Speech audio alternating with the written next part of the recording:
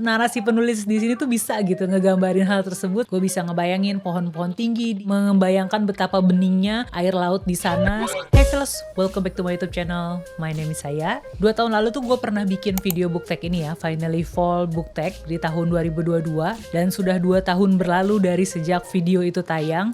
Rasanya udah banyak buku-buku yang gue baca dan bisa direkomendasikan dengan cara menjawab pertanyaan-pertanyaan yang ada dalam book tag itu. Jadi langsung aja kita mulai ke pertanyaan yang pertama. Sharing judul buku yang mana di dalamnya tuh penggambaran setting tempatnya sangat vivid, sangat jelas sehingga kita pembaca bisa ngerasa ada di situ. 2 tahun lalu tuh kan gue jawab bukunya Ruth Ware ya, berjudul The Turn of the Key. Nah kali ini gue juga kembali mau merekomendasikan bukunya Ruth Ware yang berjudul One by One. Di sini tuh setting tempatnya di pegunungan Alpen, dan kembali Ruth Ware bisa banget kalau membuat narasi yang atmosferik ya. Kita bisa ngebayangin ada di pegunungan salju itu, betapa dinginnya di sana, segala sesuatunya putih, dan ketika terjadi longsor kita juga bisa ngerasain rasa klaustrofobik gitu, terjebak di satu pondok, nggak bisa minta pertolongan kemana-mana, dan belum lagi ada korban berjatuhan satu persatu. Ruth Ware pinter banget sih kalau masalah membangun setting tempat gitu ya, membangun suasana setting tempat. Kemudian satu lagi yang baru aja gue baca kemarin, yaitu ini dia Rock Paper Scissors-nya Alice Finney. Di sini at least di bagian awal-awal ya, gue bisa merasakan berada di tempat tersebut bersama dengan tokohnya, dan itu karena dukungan narasi deskriptif penulisnya tentang lokasi tempat yang terletak di Scottish Highland alias dataran tinggi Skotlandia. Gue bisa ngebayangin pohon-pohon tinggi di sepanjang kiri kanan jalan, terus juga danau-danau yang terbentang di sepanjang jalanan berkelok-kelok itu, dan pada saat itu kan sedang badai salju ya. Kebayang betapa derasnya salju yang turun di mana-mana, sejauh mata memandang tuh cuma terlihat hamparan berwarna putih. Itu menurut gue dapat banget sih deskripsinya di buku ini. Kemudian satu lagi, kalau yang ini bergenre misteri detektif, yaitu Midsummer's Equation. Berkebalikan dengan 2 buku tadi yang mana settingnya di tempat-tempat bersalju, di sini justru settingnya pada saat musim panas, dan detektif Manabu Yukawa, tokoh utamanya kan sedang berkunjung ke daerah Harigaura. Itu adalah desa yang terletak di pinggiran laut ya. Jadi kita disodorin sama narasi betapa cantiknya laut-laut Harigaura. Apalagi saat itu musim panas yang mana bikin laut tuh makin berkilau gitu. Terus kita bisa membayangkan betapa beningnya air laut di sana, sampai si anak kecil di sini tuh bisa main-main sama ikan-ikan yang nongol karena lautnya lagi surut dan juga airnya tuh bening gitu. Gue suka banget penggambaran setting tempat di sini. Kemudian satu lagi ada ini dia Donna Donna, buku ketiga dari seri Before the Coffee Gets Cold. Ini kan ngambil setting tempatnya beda ya dari buku pertama dan buku kedua. Dia settingnya di Hakodate, itu adalah sebuah kota pelabuhan yang mana banyak slope, turunan-turunan gitu. Jadi gue kebayangnya kalau kafenya di bagian atas gitu ya, kita bisa memandang ke arah laut gitu, ke arah pelabuhan dengan banyaknya kapal-kapal di sana. Narasi penulis di sini tuh bisa gitu ngegambarin hal tersebut sampai gue bisa ngebayangin, dan setelah gue googling, oh iya benar kondisinya seperti itu. Gue suka banget. Masuk ke pertanyaan kedua.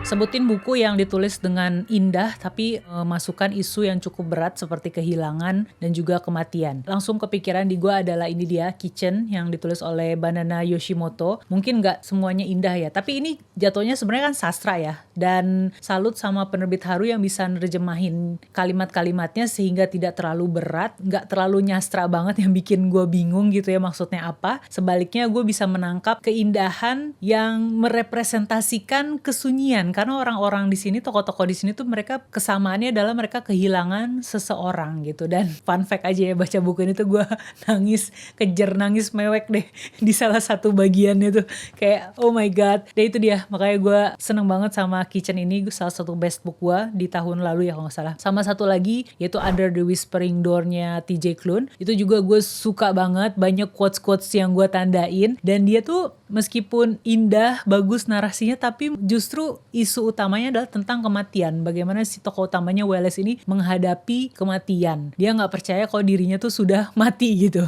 dan sedang berada di alam perantara gitu deh. Karena bukunya udah di unhold, gue sempet catat beberapa quotes yang menurut gue kayak bagus banget gitu ya. Ada banyak sebenarnya. Gue bacain yang singkat aja ya. Bunyinya seperti ini. It's never enough, is it? Time. We always think we have so much of it. But when it really counts, we don't have enough at all. Oh my god. Kita masuk ke pertanyaan yang ketiga.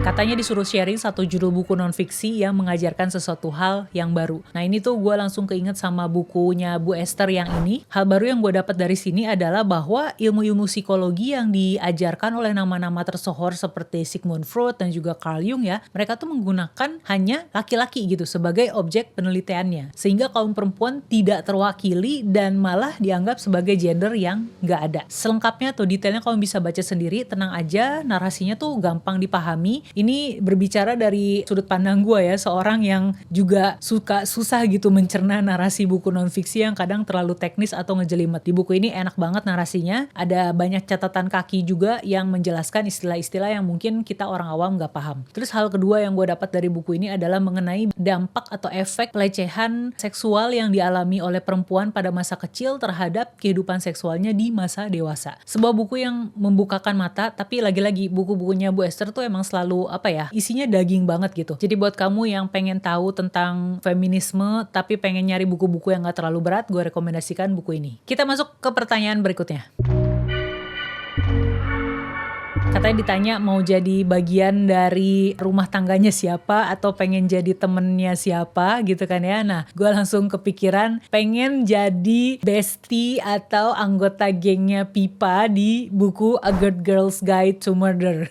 Terutama pengen jadi bestinya Pipa sih, karena seru aja gitu, kayak ngebayangin tiap malam kita berdua menyusun bukti-bukti atau hasil wawancara yang udah kita lakukan sepanjang hari itu untuk kemudian mencari konklusi dari kasus tersebut. Ih, seru pasti. Kemudian gue juga pengen temenan sama Minoru dan Tanekun ya di buku ini. Bukan buku sih, ini manga ya, judulnya Our Dining Table, manggakannya Mita Ori. Ini tuh buku yang heartwarming banget tentang makanan dan juga relationship antara dua cowok ini ya, Yutaka dan juga Minoru. Rasanya kalau temenan sama mereka gue bakal diajarin buat masak oleh si Yutaka ini. Satu lagi gue juga masih berhubungan dengan masak-memasak ya. Gue pengen jadi temennya Iruru dan Daiki di novel Alternate. Si Iruru ini kan ceritanya punya passion masak gitu ya. Terus dia punya temen namanya Daiki. Daiki ini tuh punya YouTube juga. Jadi gue ngerasa relate, dan kayaknya kalau ngobrol sama Daiki tentang YouTube nyambung. Terus kalau ngobrol sama Iruru tentang makanan tuh gue bakal diajarin resep-resep baru. Seru. Oh ya, sama satu lagi gue pengen jadi temennya Oni yang ada di novel Moonbound. Ini kan novel terjemahan Korea ya, dan cerita itu tentang 3 orang wanita yang kerja kantoran dan ngerasa kayak kok hidup gue gini-gini aja ya. Suatu hari salah satu dari mereka tuh main uang virtual kayak kripto gitu deh, dan tiba-tiba mereka tuh jadi kaya. Nah siapa tahu kalau gue jadi temenan atau jadi gengnya mereka, gue bisa kecipratan jadi kaya dengan cara main duit kripto. Pertanyaan berikutnya.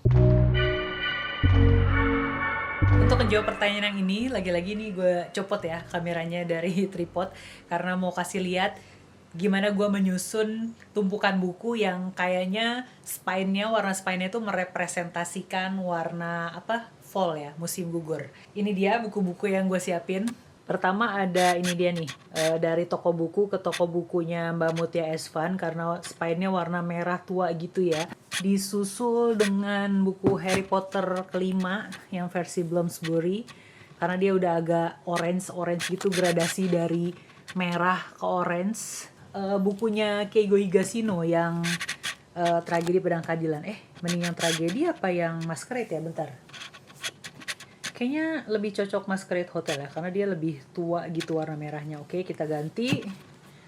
Nah ini, terus abis itu buku ini dia, buku Pesta Bunuh Dirinya Daniel Ahmad. Ya ampun, ini belum gue baca-baca karena dia merahnya lebih tua lagi gitu ya. Dari merah tua ceritanya udah mulai ke coklat. Nah ini gue pakai buku Creepy Case Club yang kasus hantu panggung, karena itu spine-nya coklat banget kan ya. Terus ada ijo-ijonya dikit gitu ya, gue pakai Creepy Case Club lagi, judulnya Kasus Nyanyian Berhantu. Kemudian ditutup dengan bukunya Daisy Darker, yaitu bukunya Alice Finney yang Daisy Darker, karena ada kuning dan juga hitam. Jadi kan kalau pas musim gugur kadang daunnya membusuk dan akhirnya jadi hitam gitu ya. Nah jadi ini dia, tara, tumpukan buku yang merepresentasikan warna musim gugur. Halah. Masuk ke pertanyaan yang ke-6.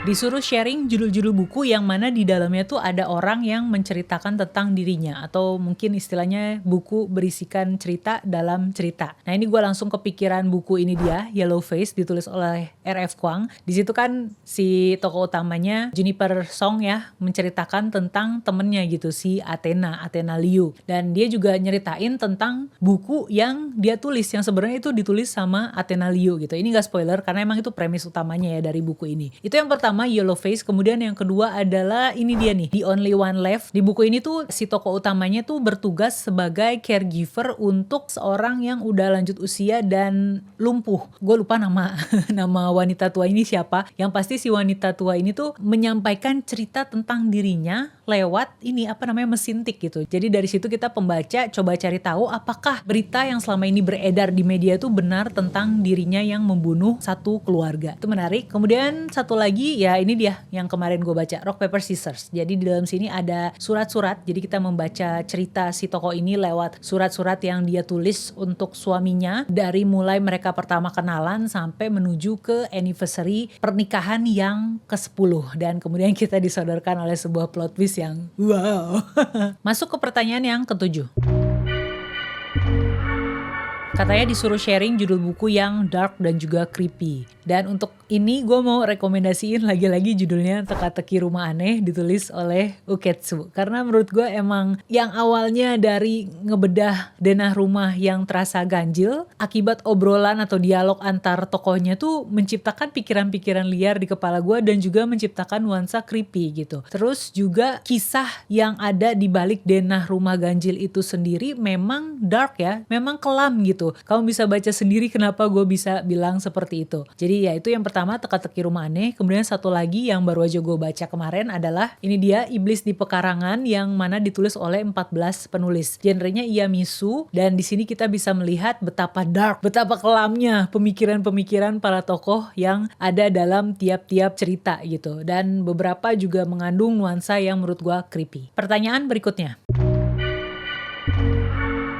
Kalau mau yang short dan juga heartwarming, gue sih ngerekomendasiin ini ya, Our Dining Table. Karena emang ini heartwarming banget gitu, wholesome gitu ceritanya. Tentang relasi antara ketiga tokoh ini. Terus kalau yang agak tebelan sedikit, kalau pengen nyari yang heartwarming tapi agak tebelan sedikit, gue mau rekomendasikan Alternate. Ini meskipun 500 halaman, tapi karena ceritanya seru, gue rasa bakal cepet dibacanya. Karena persahabatan antara Iruru dan Daiki, terus juga Naoshi yang cowok ini, terus juga kisahnya Nazu, itu tuh semuanya ya menciptakan perasaan heartwarming lah intinya. Kemudian satu lagi yang meskipun temanya cukup berat, yaitu tentang kematian yang tadi gue sebut ya, Under the Whispering Door, tapi menurut gue ini adalah bacaan yang heartwarming karena gue suka relasi antara si tokoh utamanya di sini yaitu Wallace dan juga Hugo, dan juga anjingnya dan juga Reaper-nya di situ, gue lupa namanya siapa, terus juga kakeknya. Oh my god, persahabatan mereka atau relasi mereka tuh menyenangkan gitu untuk diikutin. Pertanyaan berikutnya.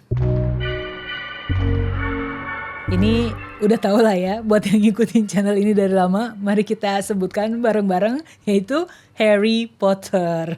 Ya, jadi setiap tahun tuh gue selalu baca ulang Harry Potter, khususnya di akhir-akhir tahun lah, ya, November ke Desember gitu ya. Dan tahun lalu tuh gue sebenarnya baca ulang ini kan, Harry Potter and the Goblet of Fire. Tapi ternyata baca Harry Potter dalam bahasa Inggris tidak secepat itu ternyata. Jadi sebenarnya masih banyak nih, ada ininya kalau nggak salah ada bookmarknya cuma sampai sini. Tinggal dikit lagi sih sebenarnya, cuman kayak udah nyerah duluan, udah berganti tahun malah kalau nggak salah kemarin tuh. Jadi gue cuma nonton filmnya aja. Jadi karena tahun lalu udah baca buku keempat, jadi tahun ini gue mau baca buku kelimanya yang berjudul Harry Potter and the Order of Phoenix. Dan ini juga sebenarnya lumayan tebel. Apakah gue harus mulai baca dari sejak awal November ya biar beres gitu tamat di akhir tahun. Ya intinya Harry Potter. Pertanyaan berikutnya.